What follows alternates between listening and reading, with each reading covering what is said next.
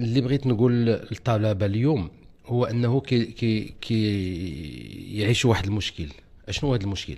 هو انه الطالب كياخذ الاجازه او كياخذ ماجستير او كياخذ حتى دكتوراه.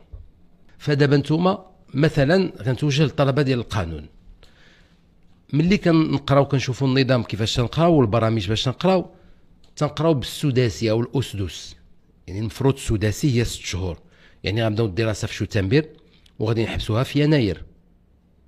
ها انتم شوفوا غير نظريا، الا بدينا في شتنبر وسالينا في يناير، شتنبر اكتوبر دجنبر يناير، هي 4 شهور ماشي سداسي، غير كنسميوه سداسي، ان هي 4 شهور. لكن للاسف في الواقع ما كيقراوش الطلبه في شتنبر، كيبداو حتى لاكتوبر او نهايه شتنبر.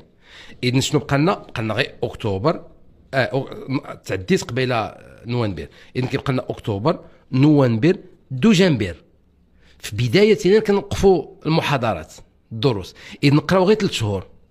في هاد 3 شهور تيمكن يكون فيها صدفه ديال عيد، صدفه ديال اضراب، او سبب من الاسباب، او غياب الاستاذ حصه مثلا، ولنفرض ان الاستاذ خصو يصدر هذيك الحصه ديالو.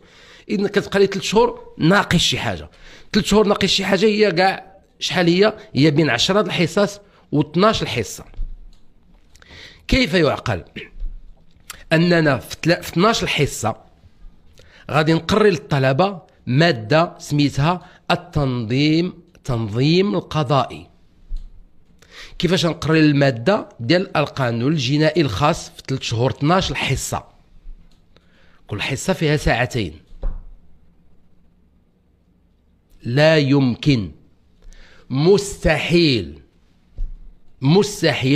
تقري لهم ماده في 12 حصه، يعني 24 ساعه، حين ان هذه الماده خصها على الاقل 60 حتى 100 ساعه، من 60 حتى 90 ساعه نقريك هذه الماده.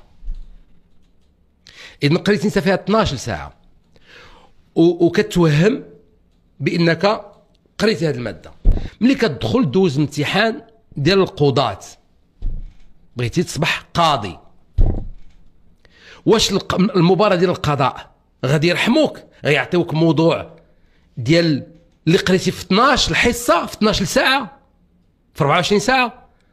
راه القانون واسع. اني لا تحت لك في التنظيم القضائي غادي نعطيك شي موضوع يمكن ما شفتيش، ماشي يمكن، غالبا ما قريتيش، او على الاقل ترى قريتيه ما تعمقتيش فيه.